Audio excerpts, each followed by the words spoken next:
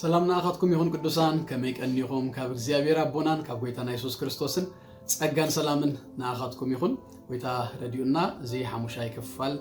ناي مصنعتي ኤፌሶን بصينا لنا إغزيابير مسجن أبنا يلومي مصنعتنا انريو ኤፌሶን مراف كلتا كاب فقدي 11 كساب 22 زلو كفلي كاونيو كم تقول غزي نغبرو ناتي كفلي بمنباب نايلوم مالتي مصنعتناون كنجمرينا ኤፌሶን مراف كلتا قطر 11 بسم غويتا يسوس كم ببوي سلازغا اتوم احزاب بسغا بتايد ابسغا اتغبرا غزرت تبحال قدم زي غزرت كم تبحالكم ذكروا بتزمنتي بزي كريستوس كم زنبركم كاببرت اسرائيل فلويات نتاكيدان تسفاون اغايش تثبيت زي بلوم ابزا عالم زيا بزي املاح كم زنبركم ذكروا هجيغنا اتوم قدم روح ازنبركم نسخاتكم بكريستوس يسوس بدم كريستوس قربكم نسو نزوم كلتس حدا زغبره نتي امنغو زنبره كلكالي قصرون زفرسه سلامنا يمو برئسو ارقنا غبره كابزوم كلته حدا حدش سب من تخفطر نتصلئي نسوخا حجي تزاز بسرعات بسغاو سيرو بمسقلون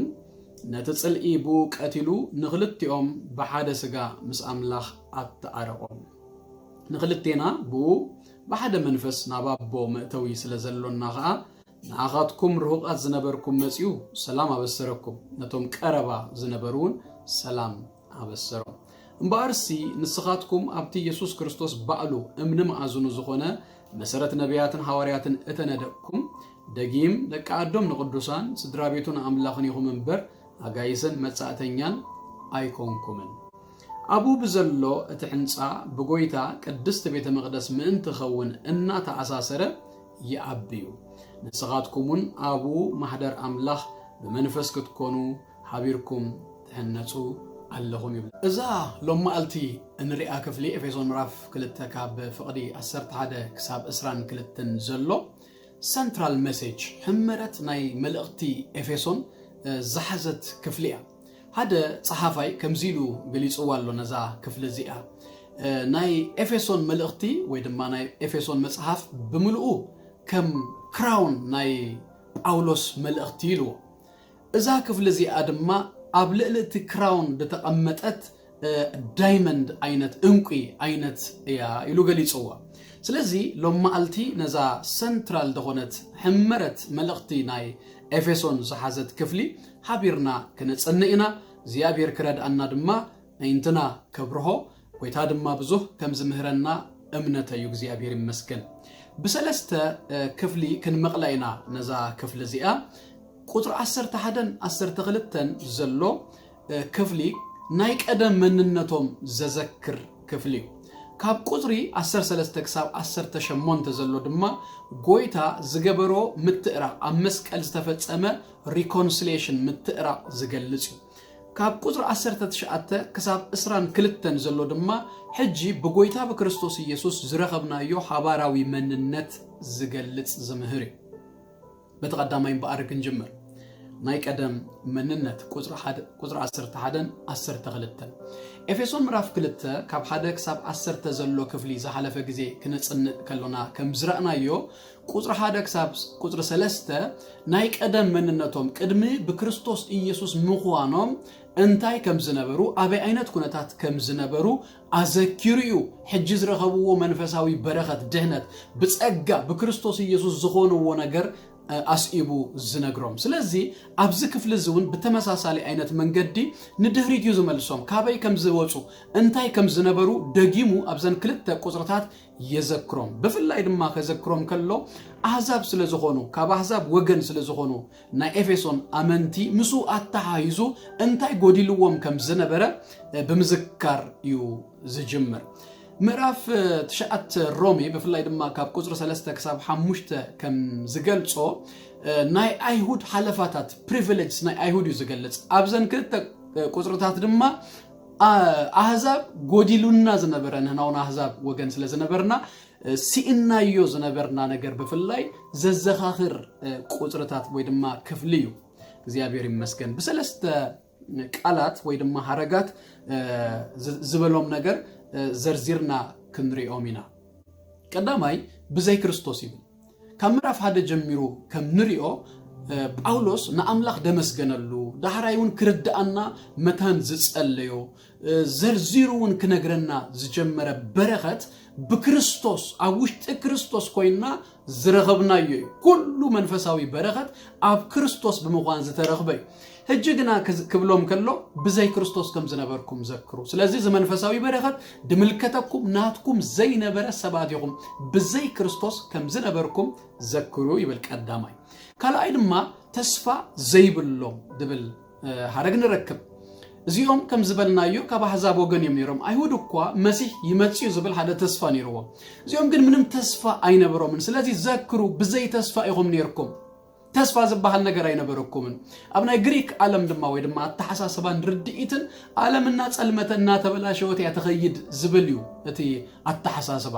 ስለዚህ ምንም ትጽበይዎ ነገር አይነበረኩም ህጅ ግን ናይ ዘልዓለም ተስፋ ረኺብኩም ኣለኹም ናይ ዘልዓለም ተስፋ ሂስኩም ኣለኹም ቀደም ግን ዘክሩ በዘይ ተስፋ ይሁን ነርኩም ሳልሳይ ድማ زي جزورات يبلو إذا زي جزورات قبل كله ردوا ينتهي قبل كم زدالية كدان زي نبركم مالتيو مغنياتو جزرات ناي أبراهام مس أملاخ ناي زعاتو كدان ملكتيو سلازي دك أبراهام زغونو أيهوداويان إسرائيلاويانون كله زملكت زي يقبرون يرام سلازي نزو محزاب جن زي جزورات كدان زي نبركم كاب أملاخ ريحكم كم زنبركم ذكروا كاب إسرائيل ريحكم كم زنبركم ذكروا قال حيالات منغستات ايتلعلون مالتا يكونون بزو حيالان زغونو منغستات ابتغزيون نيروم قدميون تسيوم نيروم نگر گن كم اسرائيل دبله مس املاك كيدان زلو منغست گن اينبرن سلازي كاب اسرائيل ريحكم زي گزورات كم زنبركم ذكروا يبل قال اي كفل دما انريو كاب قطر 10 3 كساب 10 شمون تزلو قويتانا يسوس كريستوس سجبرو متقرعي reconciliation إذا كيف لذي إفيسون مراف كلته أب حدش كدان كابزلو بزعبا متقرع بزعبا reconciliation كابز الزاربو 4 خفلتات حدي تنكالوت سلسته لما رومي مراف حموشته كالاي كورنثوس مراف حموشته كولوسي مراف حديهم زي بزعبا reconciliation ززارب كفلي أبز كفل زدما بتعمي بزجرم دس بزبل منجدي قويتانا يسوس كريستوس أمسكال كرانيو زجبرو متقرا بزرزر زجل تصليو نزي كفل زون بسلسته مقيلنا قويتا زجبرو سلسته ناي متقرا نجارات كندري اوينا قداماي حد زفل يوم قصري فريسو قصر نيرو امنغو احزابن امنغو ايهودن اذا قصرزي بكريستوس يسوس كم زفرسيو زنغرنا زفترات مراف سلسته بمغنيات حاطيات سب كاب املاخ تفلي مراف 4 تغيرنا غنري كلونا جن سب نهاد حدو كقتاتل جميرو نهاد حدون تفلايو مراف شدشته مدرينا بكفاتنا تملأت كيدا امراف 10 حدا سب بجزا رسو تاخاخيبو حدا خون فتينو ايزلطون فاهيلو امراف 10 تغلت تغنبت سحكلونا ابراهام كان ماخذ احزاب እግዚአብሔር حريو صويو እግዚአብሔር ابراهام كصوو خلو احزاب ايهود دبحال فللي كابزا غزي زي جميرو مص مغنياتو حدنا املاخ دتصوئ باملاخ دتحاريه ابراهام بودما حدا حزبي تفطيرو مالتيو ازي እግዚአብሔር كغبر كلو ن ክርስቶስ ኢየሱስ ዘመጸሉ ጽሩይ ዘርኢ ንምፍላይ ዝገበረዩ ዳሃር ግን ክርስቶስ ኢየሱስ ምስመጸ አመስቀል ቀራኒዮ ምስዋአለ እዚ ፍልል ይዚ ተደምሲሱ እዚ ቀጽረዚ ፈሪሱ ድገርመኩም ነገር ግን ናይ መጀመሪያ አመንቲ በአል ጴጥሮስ እቶም ሐዋርያት ደቀ መዛሙርት እኳ ነዛ ሐሳብ እዚ ጽቡቅ ጌሮም አይተረድኡዎን ነሮም نمنتاي يزبل زلخو قبر هوريات مراف 10 تريناكو بيتروس نا بيت قرنوليوس نا روماوي سب اي كيدو وانجيل كسبخ ببزوه مرداتا ببزوه نجر املاخ دغاغيفيو نابوز وسدو ابو مسكده تزغوناون مسكونه دحراي وانجيل سبيخو مستملسون كغسصو زداليو كالو دقه مزامورتون نيرو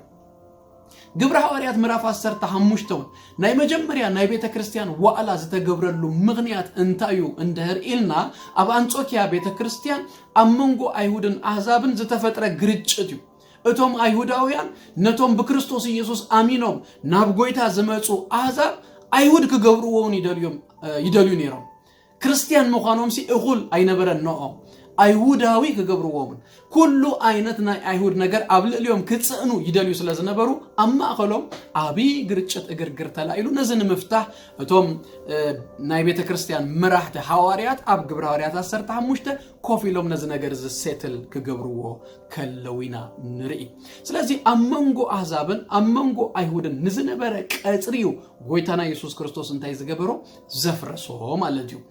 ጳውሎስ ነዚ ክጽፈሎም ከሎ ሰብ ኤፌሶን ከም ትዝበልክዎ ካብ አሕዛብ ወገን ስለዝኾኑ እታ ኣብ ኢየሩሳሌም ዘላ ቤተ መቅደስ ሪኦማ አይፈልጡን እዮም ብዛዕባውን ዝፈልጡ አይነበሩ ነገር ግን ጳውሎስ ክጽፍ ከሎ አባ እምሩ ግን እታ ቤተ መቅደስ ከም ዝነበረት ግን ርዱ እዩ እታ ቤተ መቅደስ ፊዚካሊ ባሪየር ጌራቱሎም ያነቶም አሕዛብ ካብ አሕዛብ ዝኾነ ሰብ ናብታ ቤተ መቅደስ እቲኣ ከኣቱ አይፍቀደሉን ከአቱ በጠቅላሉ ከአቱ አይፈቀደሉን የክብላ ይብለኝ ከአቱ ሆሊዩ ግን እታዛአት ወላ ሊሚት ኔራታ አብተ አፍደገ መጀመሪያ መጽዩ ነአሕዛብ ተባሂሉ ዘተፈልየ ክፍል ኔሩ ካብአ ግን ምህላፍ አይተፈቀደሎም ኔራ በደህሪው ዘሎ ክፍሊ አይሁዳውያን ያቱ ዳህራይ ድማ አብተ መቅደስ ከአቱ ዝኹሉ እቶም ካህናት ጥራዮም ኔሮም አብተ ቅድስተ ቅዱሳን ድማ አብ አመት ሓደ መዓልቲ እትሊቀ ካህን ጥራዩ ዳአቱ ዝነበረ እቶም አሕዛብ ዘአትዎ ክፍሊ ዝፍቀደሎም ዝነበረ አብቲ ካንሸሎ አብቲ ቀጽሪ አብቲ ሄሮዶስ ዘሐደሶ ቤተ መቅደስ ሓደ ጽሑፍ ከም ዝነበረ ጆሴፈስ ዝበሃል ናይ አይሁድ ታሪክ ጸሐፋይ ነጊሩና እዩ አብ 1871 ድማ እታ እምነትያ ታ ጽሕፍትያ በአርኪኦሎጂስት ተረኺባያ እንታይ ዝብል አይነት ጽሑፍ እዩ ካብዛ ነጥብ እዚኣ ካብዛ ፖይንት እዚኣ ካብዛ ቦታ እዚኣ ዘሐልፍ አሕዛብ ከቀተል መዃኑ ዝገልጽ ጽሑፍ ይነሩ ስለዚህ አመንጎ አሕዛብን አመንጎ አይሁድን አቢ ቀጽሪዩ ዝነበረ ክርስቶስ ኢየሱስ ግን መጽዩ ነዚ ቀጽርዚ ከም ዘፍረሶ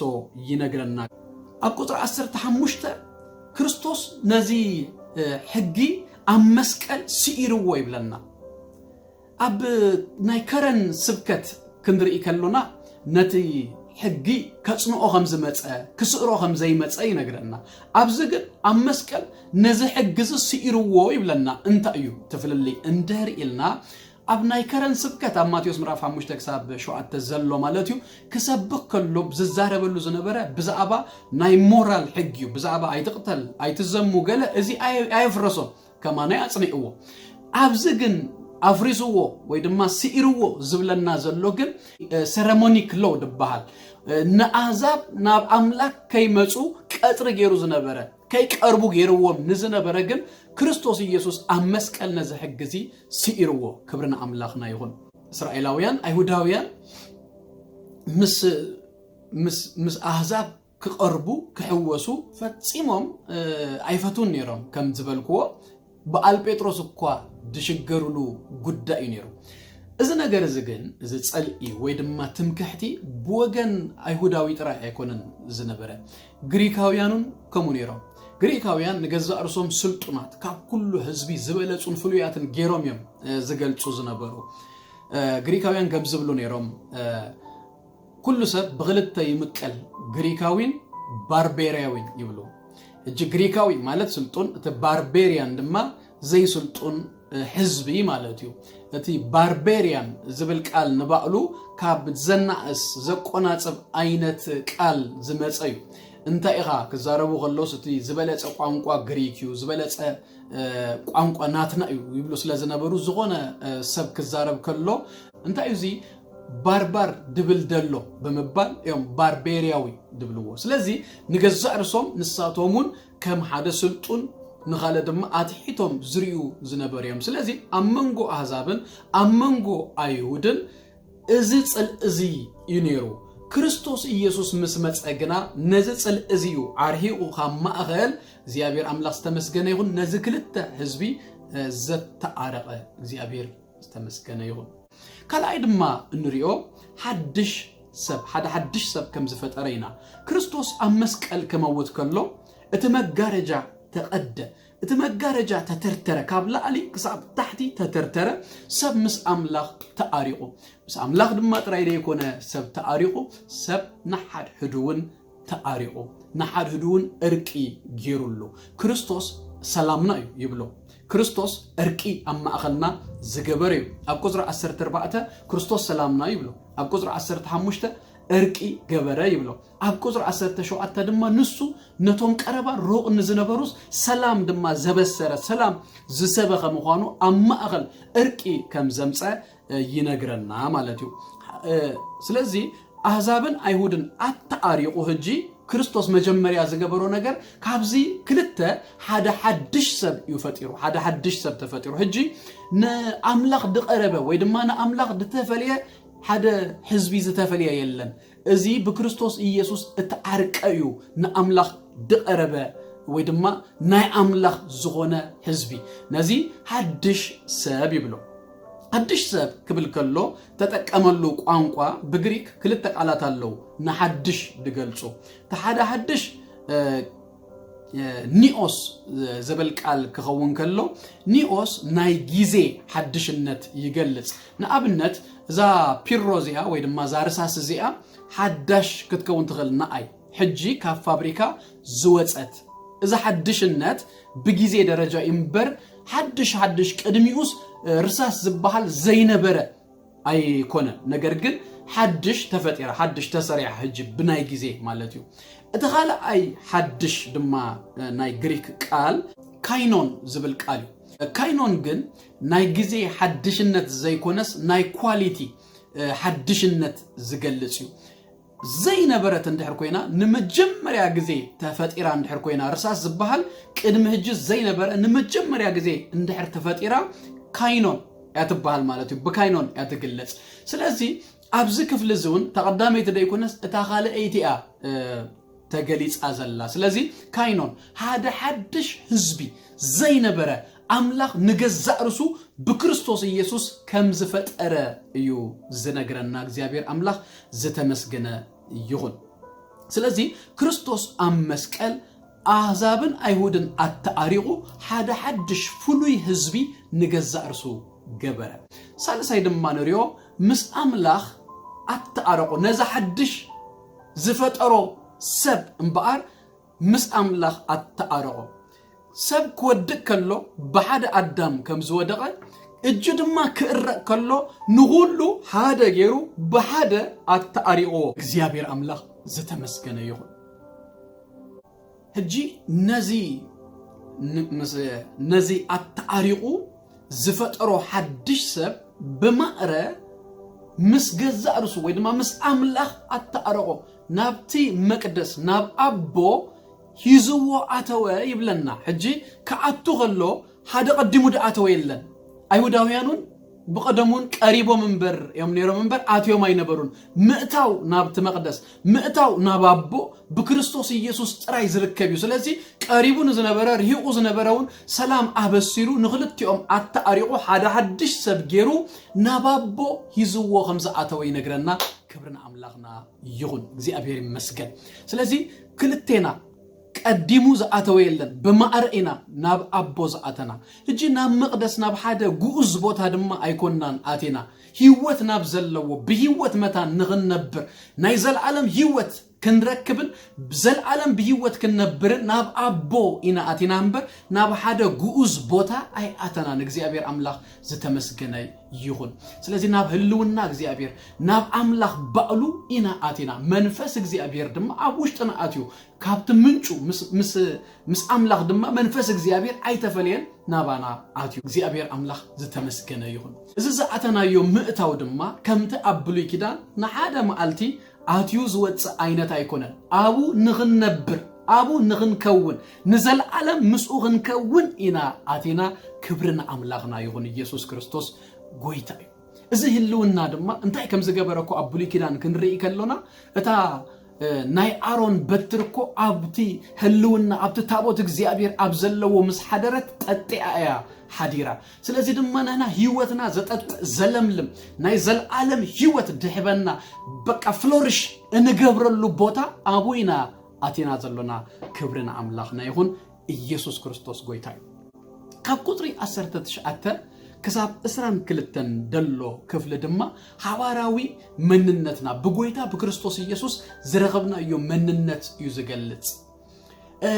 ኣብዚ ክፍለ እዚ ቤተ ክርስቲያን ድብል ቃል ንቃሉ ዝተጻሓፈ ነገር የለን ግን ብውሽጢ ክንሪኦ ከለና ቤተ ክርስቲያን